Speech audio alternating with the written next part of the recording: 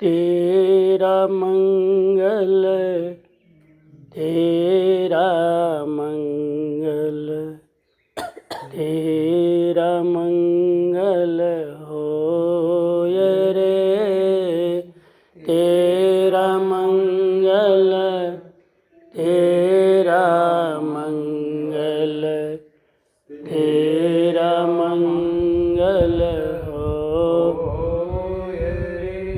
जिस गुरुदेव ने ज्ञान दिया है उनका मंगल होय रे। जिस गुरुदेव ने ज्ञान दिया है उनका मंगल होय रे। जिस जननी ने जन्म दिया है उसका मंगल होय रे। जिस जननी ने जन्म दिया है उसका मंगल होय रे। पाला पोसा और बढ़ाया उस पिता का मंगल होय रे। पाला पोसा और बढ़ाया उन पिता का मंगल होय रे। अंतर मन की गाँठ छूटे अंतर निर्मल होय रे। अंतर मन की गाँठ छूटे अंतर निर्मल होय रे। राग द्वेष और मोह मिट जाए शील समाधि होय रे। राग द्वेष और मोह मिट जाए शील समाधि होय रे। तेरा मंगल मेरा मंगल सबका मंगल होय रे।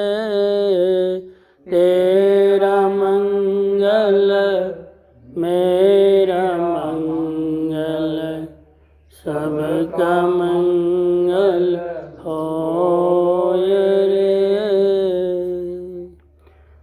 ध्यान मूलम गुरुर्मूर्ति पूजा मूलम गुरुर्पदम मंत्र मूलम गुरुर्वाक्यम मोक्ष मूलम गुरुर्कृपा। तो આજે આપણે થોડીવાર સત્સંગ કરીએ. હમણાં ચિંતનભાઈ પોતાની વાત ભાવ વ્યક્ત કર્યા. અભિપ્સાભાઈએ પોતાની સંબોધીની અનુભૂતિ વ્યક્ત કરી. મને એક વાત યાદ આવે છે. એક માણસ એક કોણ એ મને ખબર નથી. એક માણસ આખી જિંદગી પૈસા કમાવા પાછળ દોડાદોડ કરે.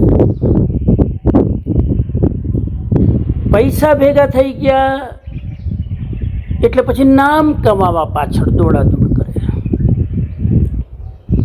નામ મળી ગયું પછી સત્તા મેળવવા માટે દોડાદોડ કરે. અને એ બધી જ દોડાદોડમાં પોતાના માટે તો જીવવાનું જ રહી ગયું. આ બધું જ બીજાના માટે.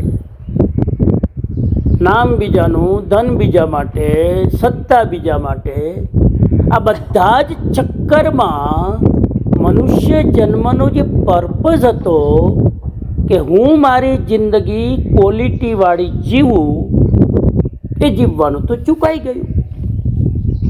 બુઢાપો આવી ગયો, શરીરમાં બીમારીઓ આવી ગઈ, અને એ માણસ એ બીમારીની વચ્ચે રાતના 4-5 કમ્પોઝની ગોળીઓ ખાઈને સૂતો હતો. હવે ગોળીઓ ખાઈને સૂતો હતો એટલે આર્ટિફિશિયલ ઊંઘ, તંદ્રા જેવી અવસ્થા, ગહેરી ઊંઘ તો આવે નહીં. રાતના 2 વાગે કોઈ દરવાજો ખટખટાયો. દરવાજો લોક નહોતો, ખટખટાયો. અંદરથી જ હુતા હોતા કીધું, કોણ છે? એને દરવાજાને ધક્કો મારી પગથી અંદર એન્ટ્રી કરી તો આ એક માણસ જેની હું વાત કરી રહ્યો છું એને ખબર પડી કે આ તો યમરાજ છે. આ તો યમરાજ છે. યમરાજ છુપાયેલો રહે નહીં, એના બોડી લેંગ્વેજથી ખબર પડી જાય. એને કહેવું ન પડે કે તમારો પરિચય આપો. તો એ પરિચય એનું રૂપ જ છે. એટલે કીધું કે અચાનક? તો કે હા, હું અચાનક જ આવું છું, મારા કોઈ એજન્ડા નથી હોતા, પ્રી પ્લાન પ્રોગ્રામ નથી હોતો, હું અચાનક જ જાઉં છું બધા. હું બધાને સરપ્રાઈઝ જ આપું છું. અભિપ્સાબેન તો આજે આપી, મોત તો રોજ સરપ્રાઈઝ આપે, ખાતા ઊભા કરે, હુતા ઊભા કરે. તો કે ચલો હવે આપનો ટાઈમ થઈ ગયો છે, આપની પાસે 5 મિનિટ છે, આપ તૈયાર થઈ જાઓ. તો કે ક્યાં? તો કે અમે શેના માટે આવીએ? તમને લેવા આવ્યા છીએ, હવે તમારો સમય પૂરો થઈ ગયો છે અને જલ્દી બિસ્તર ઉપરથી ઊભા થઈને રેડી થાવ. આટલું હું બોલું છું તમારી દશા જોઈને, બાકી આટલું કોઈ ન કહે. એટલે પહેલો તો મૂતનો શબ્દ સાંભળતા જ ધુઆ ફુઆ થઈ ગયો. અરે હજુ તો જીવવાનું બાકી છે, હજુ તો પોતાના માટે ટાઈમ કાઢવાનું તો હવે માંડ નિરાત મળી છે. તો કે હવે ઉપર જઈને શાંતિથી જીવજો, હાલો અત્યારે. તો કે હું તમને 10 કરોડ રૂપિયા આપું, મને તમે 24 કલાક આપો. કેમ કે જિંદગીભર અહીં સંસારમાં લાંચ જ આપી હતી અને એમ કે અહીંયા લાંચથી કામ થઈ જશે. 24 કલાક મને આપી દો, હું તમને 10 કરોડ આપું. મૃત્યુ કહે છે કે લાંચ રિશ્વત અમારા એરિયામાં ચાલતી નથી અને તમારો ટાઈમ પૂરો થવા આવ્યો છે, તમે જલ્દી કરો, તમારો ને મારો બેનો ટાઈમ બગડે છે, રેડી થાવ. અને આ મીટર કાઉન્ટડાઉન ચાલુ રહ્યું છે. એને એમ થયું કે 24 કલાક મારો બેટો નહીં આપે. કાંઈ વાંધો નહીં, હું તમને 20 કરોડ આપું, તમે મને 4 કલાક આપો. 4 કલાક 20 કરોડ આપો.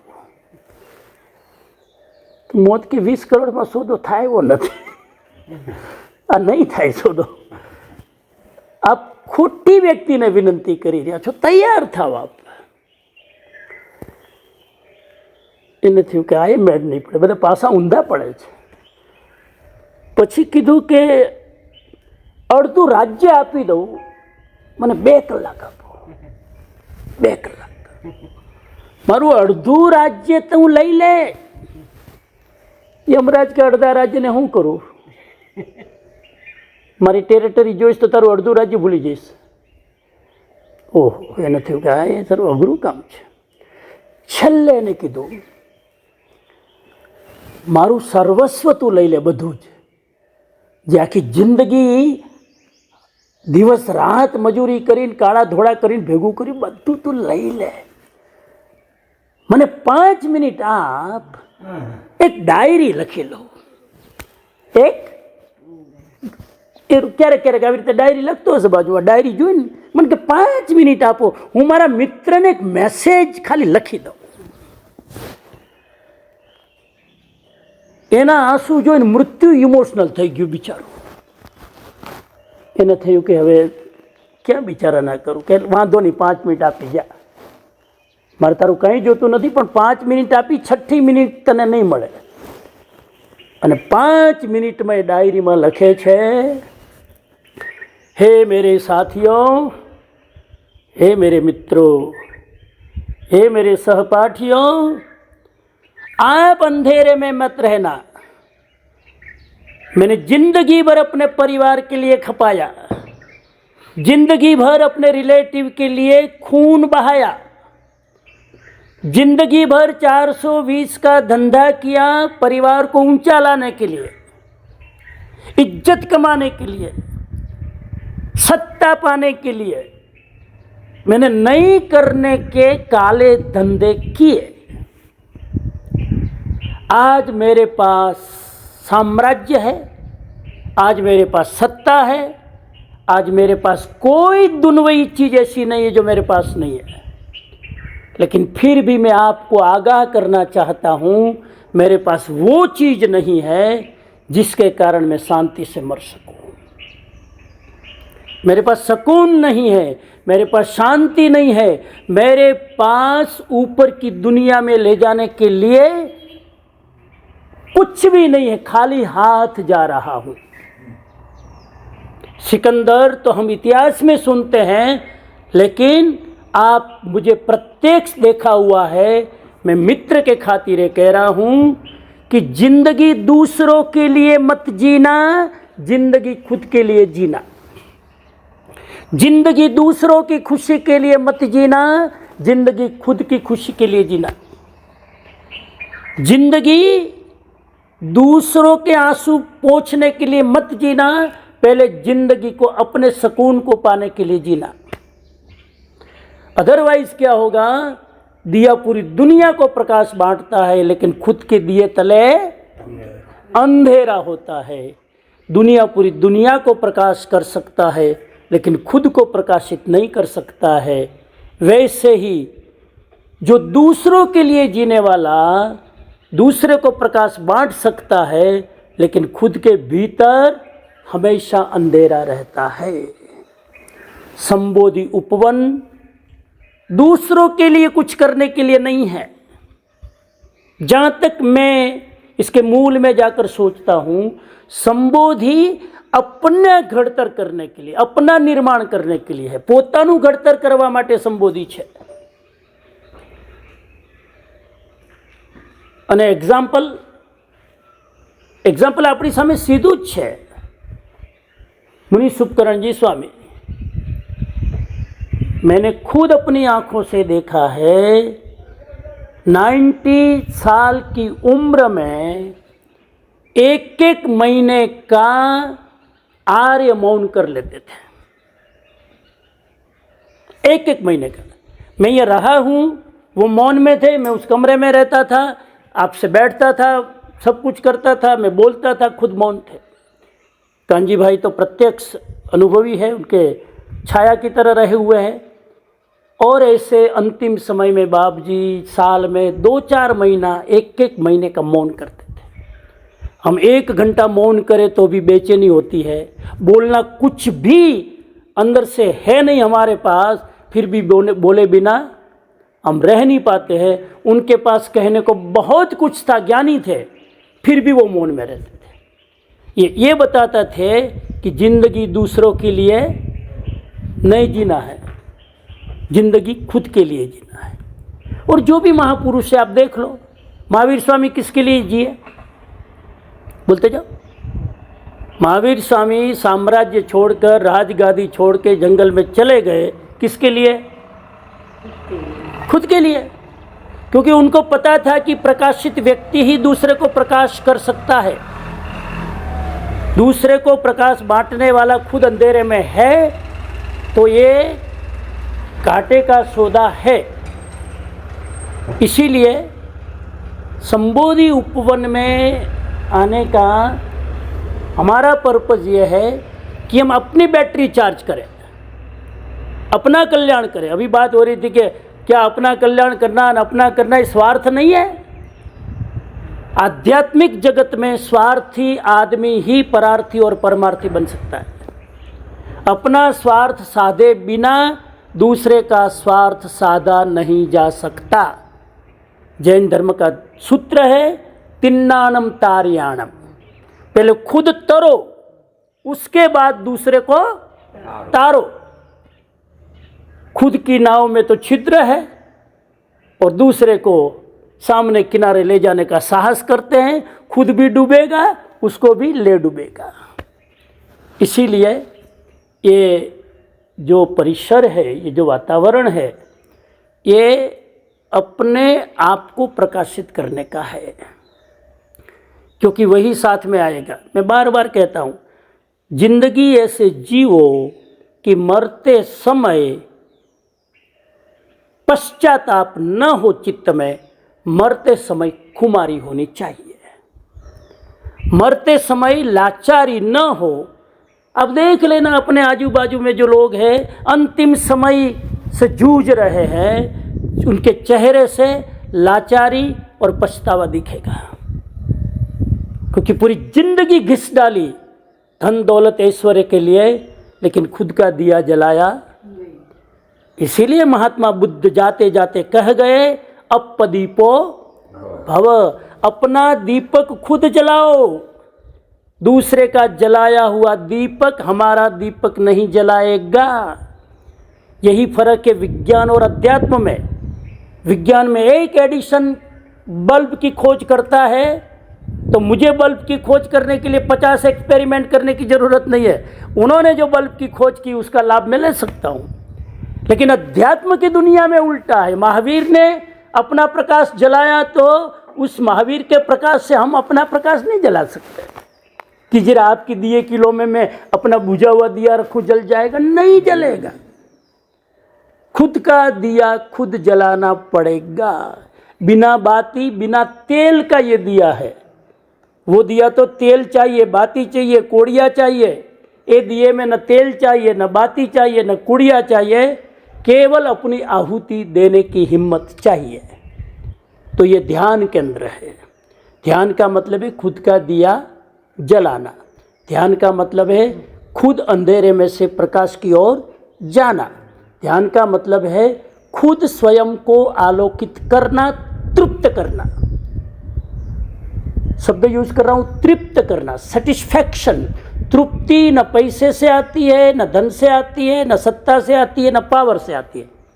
तृप्ति आती है अपने भीतर के दिए को जलाने से। और ये काम मुश्किल नहीं है। बाहर का दिया अभी जलाओगे, यहाँ पर अगर एक અહીંયા આપણે એક કોળિયું લાવે નહીં દીવો હળગાવો, આટલી તેજ હવામાં નહીં હળગે, ઓલવાઈ જશે, હળગશે જ નહીં, કેમ કે હવા એટલી તેજ છે। પણ અંદરનો દીવો હળગાવવા માટે ગમે એટલો આનાથી 10 ગણો પવન હોય, એનાથી કોઈ ફરક પડતો નથી। તો આજ આ અવસરે મારે તમને એટલું જ કહેવું છે કે કાલે મેં વાત કરી હતી કે સદભાગ્ય છે કે અહીં સુધી પહોંચવાનો મોકો મળે છે। પહેલાં તો અહીં સુધી એ જ આવી શકે કે જેના ઉપર કોઈક અહેતુક પરમ તત્વની કૃપા હોય। બાકી આ ભાગ દોડમાં આ ભેગું કરવામાં કોને અહીંયા નિરાશ છે કે અહીંયા આવીને બેહે। એટલે અહીંયા આવવું ને અહીંયા પગ મૂકવા મારી દૃષ્ટિ, મારા અનુભવ પ્રમાણે એવું લાગે કે એ બહુ પ્રબળ પુણ્ય ના હોય ને એના વગર થાય નહીં। એટલે એ પ્રબળ પુણ્ય છે એટલે આપ અહીંયા શાંતિથી બેઠા છો। પણ અહીંયા બેઠા પછી પણ મહાપુણ્ય હોય ને તો આંખ બંધ કરીને અંદર ઉતરાય, નહીં તો પાછું જમવામાં ધ્યાન જાય, બીજે ध्यान જાય। હાલો જરા અહીં આંટો મારી આવી, અહીં આંટો મારી। હવે આંટા ઓછા કરવા તો અહીં આવ્યા છે ને પાછા અહીંયા હજુ આંટા મારવા છે। અહીંયા આંટા રિવર્સ કરવાના છે, પાછા હજુ વધારે ઘૂંટવાના નથી। એના માટે આ ભૂમિ છે। અને ઠીક હબીબ સાહેબે સાચી વાત કરી, એના માટે કોઈ સમર્થ ભૌમિઓ જોઈએ। એ બરાબર છે, કોઈ ભૌમિઓ હોય તો એની આંગળી પકડીને હાથે હાથે હાલ્યા જઈએ, નહીં તો પછી ટ્રાયલ ને એરર કરવું પડે। હવે એક તો જિંદગી 40-50 વર્ષ બાકી રહ્યા, હવે એમાંય અખતરા કરી કરીને કરવા જઈએ તો બધુંય પૂરું થઈ જાય। કોઈ ભૌમિયો હોય જેને રસ્તો જોયો હોય એને પૂછી પૂછીને જો હાલ્યા જઈએ તો આપણે આપણી મંજિલ સુધી જલ્દી પહોંચીએ। બસ એટલું જ કહેવું છે કે મૃત્યુ આવે એના પહેલાં અંદરનો દીવો હળગવો જોઈએ। પેલા અમારા દિગંબર તરુણ સાગરજી કહેતા હતા કે ચિતા જલે ઉસકે પહેલે ચેતના જગા લો. દુનિયા તમારી ચિતા હળગાવે એના પહેલાં તમે તમારી ચેતનાને જગાડી લો. આ બહારની આંખો બંધ થાય એના પહેલાં અંદરની આંખો ઉઘાડી દો. તો પછી શંકરાચાર્ય જે કીધું એ કટુ સત્યને આપણે ખોટું સાબિત કરી શકીએ. પુનરપી જનનમ પુનરપી મરણમ, ફરી જન્મ ફરી મરણ, આ ચક્કર ન લેવા હોય તો આ સાધના આપણે કરી લઈએ. વારંવાર એટલે રિમાઇન્ડ કરાવવું પડે. પાછું પેલા અનાદિના સંસ્કાર છે ને પાછા હાવી થઈ જાય, પાછું ભૂલી જઈએ. આપણી સ્પિરિચ્યુઅલ મેમોરી એટલી કમજોર છે ને 2 કલાકમાં કે બીજું લેક્ચર આપો ને ભૂલી જઈએ. પણ જો કોઈએ મારું રસોડામાં અપમાન કર્યું હોય ખાવામાં, હાથ જન્મ સુધી ન ભૂલીએ. એટલી શાર્પ મેમોરી છે, નેગેટિવ લોંગ ટર્મ મેમોરી છે આપણી. ત્યારે આપણે હાથ જન્મ ભૂલતા નથી. અને સ્પિરિચ્યુઅલ કોઈક વાત હોય આપણે ભૂલી જઈએ છીએ, કારણ કે આપણા સંસ્કાર હોય છે. આપણી અંદર એક પાશ્વિક મગજ છે. વિજ્ઞાન કહે છે, આજનું આધુનિક વિજ્ઞાન, આપણી અંદર એક પશુનું મગજ છે, જેને અંગ્રેજીમાં કહેવાય એનિમલ બ્રેઇન. આપણા બધાની અંદર છે, ઇન્ક્લુડિંગ મી. આ એનિમલ બ્રેઇન ક્યારે કામ કરે? જ્યારે ગુસ્સો આવે ને ત્યારે સમજી લેવાનું આ હ્યુમન બ્રેઇન નથી. કયું બ્રેઇન છે? આ એનિમલ બ્રેઇન જાગ્યું છે. આ સાપની યોનિના સંસ્કાર જાગ્યા છે. જ્યારે કોઈને કચકચ કરીને કટકટ કરીને કોઈની સામે ચીકણાઈ કરીને ભસભસ કરવાનું મન થાય તો સમજી લેવાનું આ કૂતરાની યોનિના સંસ્કાર જાગ્યા છે. કૂતરાની યોનિના આ બધી યોનિઓના સંસ્કારો આપણા વ્યવહારમાં સદા જાગતા હોય છે. એ ન જાગે, એ સંસ્કારને ડિમોલિશ કરવું હોય તો આપણે આપણી ચેતના જગાડવાની. એના માટે ધ્યાન ઉપાય છે. અને મેં ફરી કહું તમને, 84 લાખ યોનિમાં ધ્યાન માત્ર મનુષ્ય કરી શકે. કોઈ 84 લાખ યોનિમાં કોઈ જીવની તાકાત નથી કે કુંડલી મારીને પદ્માસનમાં સુખાસનમાં ધ્યાનમાં બેસી શકે.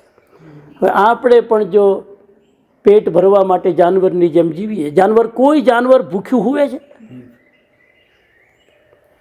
અને પાછા મલુકદાસ તો કહી ગયા, અજગર કરે ન ચાકરી, પંછી કરે ન કામ, દાસ મલુકા કહે ગયા સબકે દાતા રામ. અજગર કરે ન ચાકરી. કોણે કીધું અજગર ચાકરી નથી કરતું? દાસ મલુકા ખોટા છે. કેટલો અજગર કેટલી મહેનત કરે છે? અજગર એનું ભોજન લેવા માટે કેટલી એક્ટિવિટી કરે છે. અજગર કરે ન ચાકરી. કોણે કીધું અજગર ચાકરી નથી કરતું? પંછી કરે ન કામ. સૂર્યોદય પહેલાં રવાના થઈ જાય છે પોતાનો પ્રોજેક્ટ લઈને. પંછી કામ નથી કરતું? દાણા શોધવા માટે એના બાળક માટે ક્યાં ક્યાં ભટકે છે. અજગર કરે ન ચાકરી, પંછી કરે ના દાસ મલુકા કહે ગયા. મલુકદાસ કહે ગયે કે સબકે દાતા. એ ભલે કામ કરે છે, અજગર ભલે શિકાર શોધે છે, પક્ષી ભલે દોડે છે, આપણને એવું લાગે છે દોડે છે, પણ કરાવનાર તત્વ કોઈ પરમ છે. એના કરતા નથી. આખું સૂત્ર છે, તમે કરતા ન બનો. હું કરું એ જ અજ્ઞાનતા, શકટનો ભાર જેમ સ્વાંતા. એ અહંકાર ન લો કે હું કરું છું, મારાથી ઘર ચાલે છે. ઘણાના અહંકાર બધું હું નહીં હોય તો શું થશે દુનિયાનું.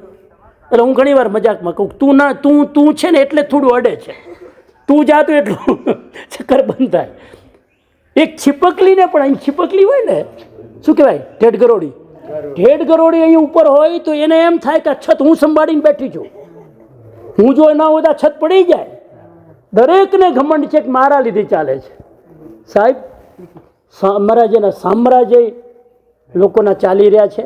લોકો આવીને ગયા, સમ્રાટોના સમ્રાટો. કોઈના કારણે અટકતું. આપણે આપણું કામ કરી લેવાનું છે. આવું મને આ શુભકરણજી સ્વામીની સમાધિ ભૂમિમાં મને એ સૂચે છે. 3 દિવસથી એ જ બોલું છું. આપણું કામ કરી લેવાનું. અને ભગવાન મહાવીર સ્વામીએ તો ઉત્તરાધ્યયના એક જ અધ્યાયમાં 17 વાર રિપીટેશન કરીને કીધું, ગૌતમ સમયનો પણ પ્રમાદ ન કર, એક ક્ષણ ભી તું લાઉઝી મત થા. કેમ કે કઈ ક્ષણે યમરાજ આવી જાય પેલા ભાઈની જેમ ખબર નથી. એટલે જાગૃત બની આપણે સ્પિરિચ્યુઅલ સાધનામાં આગળ વધીએ. આપણો દીવો આપણને જ સળગાવવાનો છે. અને આપણને તો આટલું જ્ઞાન છે, લોકોને તો ખબર નથી. અમેરિકામાં હું જાઉં છું, કેટલાય લોકોને આત્મજ્ઞાન કરું, પણ આત્મજ્ઞાન સુધી ખબર જ નથી. એ તો હજુ લાડવો શોધી રહ્યા છે ક્યાં છે. આપણે તો થાળીમાં લાડવો છે, થાળીમાં નહીં, સદગુરુ તમારા મોઢામાં નાખે છે એટલે ખા, તોય મોઢું ખોલવા તૈયાર નથી. આપણી સામે નથી, આપણા મોઢામાં છે, ખાલી ચાવવાનો છે. સદગુરુ કહે છે લાવ હું તને બદામની જેમ ચાવીને જ આપું, તોય આપણે ગળેથી ઉતારવો થૂકી થૂકીને બહાર. આપણે અહીંયા સાંભળ્યું, બીજાને કહે અરે સમજીએ હું લેક્ચર આપ, નીકળ્યું ગયું બહાર, અંદર ઉતારતા જ નથી ને. એ અંદર ઉતારવાનું છે, એવો અવસર છે. આજે શુભકરણજી બાપજીની આત્મા તો પતા નહીં ક્યાં હશે, પણ જ્યાં હોય ત્યાં આપણને જોઈને આનંદિત થતી હશે કે આ ફરી પાછા આ ભટકતા. અને હું તો એવું માનું છું 100% કાનજીભાઈ, હું તો એવું માનું છું આપણે લોકોએ ક્યાંક ને ક્યાંક કોઈક જગ્યાએ કોઈક જન્મમાં સાધના કરી હશે ને, એ અધૂરી રહીને એટલે અહીં આવ્યા છીએ. આ તો આપણને ખબર નથી. હવે નાસ્તો હું કર્યો એ યાદ નથી, ગયા જન્મમાં ક્યાં આપણે બધા ભેગા હતા કોને યાદ હોય. પણ આપણે ક્યાંક ને ક્યાંક સાધના હિમાલયના ખૂણામાં બેસીને કરી હશે ને, થોડી બાકી રહી ગઈ, તારું મારું કરવામાં અધૂરી રહી ગઈ, એટલે પાછા અહીં આવ્યા છે. હવે આ તારું મારું ન થાય અને જ્યોતિ જગાવીએ એવા ભાવ સાથે મારી વાતને વિરામ આપું છું. મને ખૂબ આનંદ થયો. આજે ચિંતનભાઈ આમ તો 2 દિવસ પહેલાં આવવાના હતા, ટીમ બંધુ ત્રિપુટી કહેવાય, આમ તો બધા પરિવારવાળા, બધા રિલેટિવ જ છે અને ખૂબ સારું કામ કરે છે પોતાના ક્ષેત્રમાં. અમારી સાથે વર્ષોથી જોડાયેલા છે. અભિપ્સાબેન તો 3-4 વાર બાપજી હતા ત્યારે પણ આવી ગયા. બહુ નજીક છે, હું તો હજુ દૂર છું રાજકોટ, એ તો હજુ નજીક છે. દશરથભાઈ તમે એક ફોન કરો ને આવી જશું અમારા માતાજી. તો લાભ લો, આવા સાત્વિક પુરુષોનો આપણે લાભ લઈએ અને નેગેટિવિટીથી બહાર નીકળવાનું. સંબોધીમાં કોણ આવશે, જંગલમાં કોણ આવશે, જો આટલા લોકો છે ને, આટલી ગરમીમાં જૂનમાં, साहब अगर दिया कहीं जलता है ना तो परवाना खोजता ही रहता है कि कहाँ दिया जल रहा है, मैं जाऊं और अग्नि में अपनी आहुति दे दूं, तो हम परवाना बनकर इस अग्नि में अपनी आहुति दे. ऐसी सद्भावना के साथ ओम शांति शांति शांति. બહુ સરસ. અને અમારા બધા